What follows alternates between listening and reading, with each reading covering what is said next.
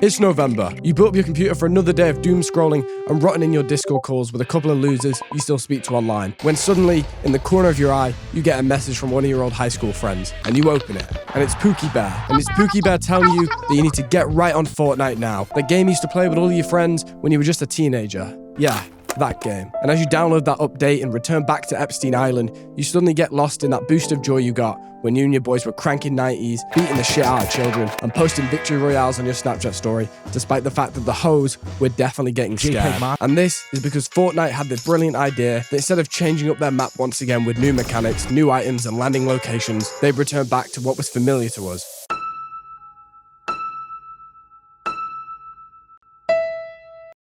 Are you upset? Okay, that was my little intelligent writing hook, or whatever, for the video, so let's run this. I may have been gone for a while. I've been a busy guy. Try not to go ghost over Christmas. Literally impossible challenge, I know. I've got 4 more in me. 4 more university essays. And then I'm trying to do YouTube full time, so stick around because, oh my god, I might be finished. Guys, look. I'm about to lock in. I'm gonna lock in right now. I'm gonna be so back. And no, I do not have a problem with alcohol. And so, what does this all have to do with Fortnite? Well, you see, the direction Fortnite was going in was causing all of these drinking problems. Because instead of being a normal person that lives in the moment and goes outside, I like playing video games that I've been playing since a little kid because I'm unable to move on. I'll tell you what, I'm making this video because I'm not allowed to make one about the recent Dart World Championship. I got a message from my agency and they were like, where the fuck are the videos? We want to give you a sponsor. And I said, can I make a video about this 16-year-old who can throw the dart? And they said, fuck you. And now we're talking about a game in which I spent way too many of my younger years playing. Before you say, oh, this guy doesn't know what Fortnite is, yes, I know what I'm talking about. I played the original season, not this poser OG shit. I remember Fortnite before they put all the woke stuff in the game, like women and Trippy Red. I got the John Wick, I got the Moisty Mire Nights, and if you see right here, I made a video in 2018 with Fortnite gameplay. Shut the fuck up! So you new gens on my OG map want to talk about my credentials? I'll tell you, I was cooking on this game before you were learning how to walk. And as someone who's played many a season, I'll tell you that this game was starting to fall off. Now, we can categorize falling off as many things. Did I fall off? Probably. Can I pull up a big graph and a drawing board with stats to prove it? Probably not. And that's because Epic are sneaky little rodents. And when they found out I was writing this video, they decided to hide any record of their player base so I could not back up my point about the game falling off. But not to worry, because I went on one of the most reliable sources of all time, Google Trends. If I speak, I am in big trouble. And the graph declined until OG Fortnite was introduced. So there you have it. Game was falling off. And why was the game falling off? Well, I'll tell you my personal opinion. Constantly adding new stuff was starting to get a bit overwhelming for me. I'm not someone who will just play one game for the rest of their life. That might have been me as a kid playing the footy game or the Call of Duties, or leaving my headset on in Rust in case I got raided. But I've got a job now and a life. And I'm not playing every season of fucking Fortnite, moving things around the map and adding new stuff. I don't care. I like to keep it traditional. You're not changing my beef sandwich shop with your fancy recipes, Epic Games. Hear me out. Those fucking NPCs jump scaring like they're from Five Nights at Freddy's. I don't like that. And I found that every time I headed back onto Fortnite post-pandemic, I'm not feeling very good this morning. The reality of being awake is just horrible. But there was just so much pointless stuff being added for the sake of adding stuff. Like, the people who worked there were so bored that Epic had to make up shit for them to do. Yeah, you go talk to Travis Scott and get him in the game. How about we put LeBron James in the game? And let me be clear, I don't have a problem with the promotional stuff that Fortnite does. It is kind of impressive. And I'm sure someone's written a 4-hour-long left-leaning video essay on how Fortnite changed the game forever. Keep in mind, we have toppled real-life countries in order to grow bananas more efficiently. There you have it. Local boy Sheldon Cooper says communism is what Texas needs. But when you start messing with the menus and stuff, and it starts looking like that Mickey Mouse iPhone Call of Duty crap, I'm throwing some hands. I remember that dinosaur map with the jungle? No, me neither. And along with these stinky updates, Epic was starting to lose some money. This guy right here with the looks maxing, he said that 16% of their staff was getting laid off. So stuff was getting pretty desperate. And I'll be honest, Fortnite isn't to blame for Epic's awful investments. The game is still making them very nice money. But obviously with them now firing off people and losing money, they needed Fortnite to make up for that. So back on track, Epic's in the board meeting. What should they do? Shall they pepper more updates into the game, or should they give in to the sad TikTok edits about how they miss the old Fortnite, the sweet Fortnite, the chop up the beats Fortnite? And that's what they did. which means we can now press play from the beginning of the introduction. So as I was saying, Pookie wanted to squad up and play Fortnite, and it was super wholesome reminiscing back in the day. We even got to play the infamous Remember That Time game. It was like an episode of Family Guy. This is worse than the time I was...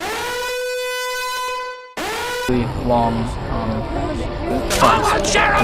But you know what was even cooler? Getting to experience the original map with people that I didn't even know back then. Now, I'll tell you this, I'm going to criticize OG Fortnite, and I'm definitely going to talk some shit about the update after, but just for a moment, for a moment, let's not be Mr. Grumpy Cat for 5 minutes. I got this friend I live with, I ain't known him that long, so we weren't squadding up back in the day, but I got to re-experience something with him that we both played back then, and it was so fun. Like where that marker is a clinger, but...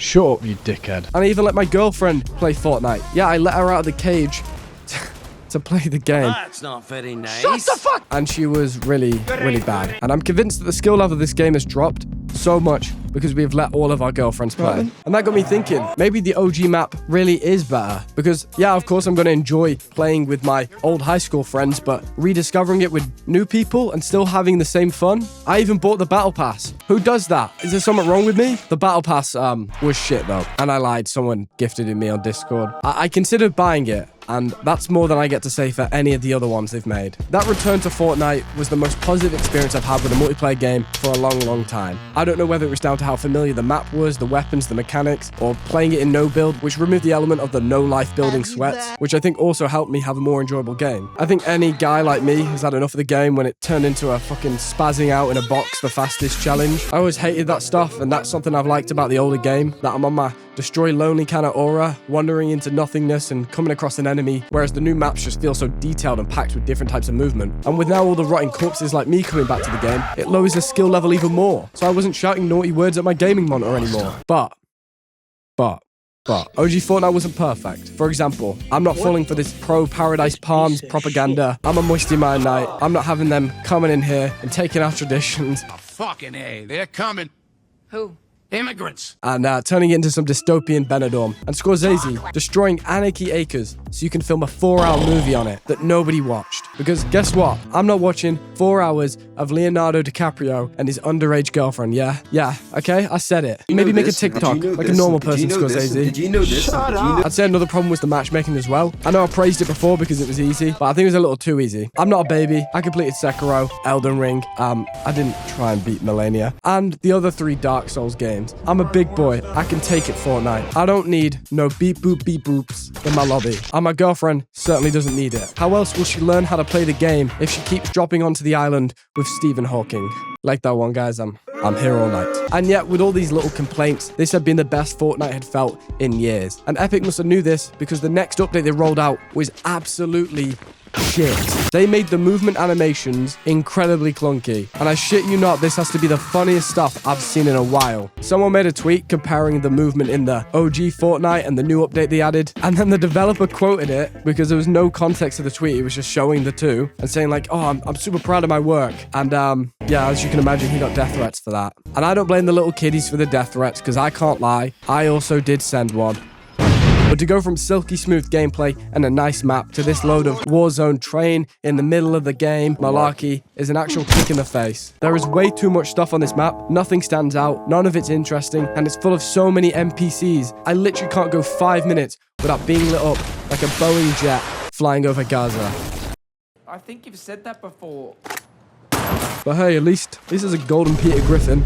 Well done, Fortnite. You did it, you got me. And with them moving on from OG Fortnite and into this new update, I think they just proved that they don't care about you, Grandpa. They moved on. They've turned the game now into Guitar Hero, Mario Kart, and Lego. I'ma stop. So with that being said, what did we learn today, kids? That less is more. You don't got to keep updating your game. Sometimes the old stuff is better, and that's why more people played the game when you brought back the old-ass map, because the map was better and the gameplay was better. You don't got to clog your game with a bunch of stupid weapons and Mickey Mouse NPCs and objectives. Anyway, we finished the video. Here's a green screen of a guy from Hello Neighbor telling you to subscribe. I hope the goofs and the gaffs found you well in this one. I'm gonna try harder next. I've just been struggling with doing something.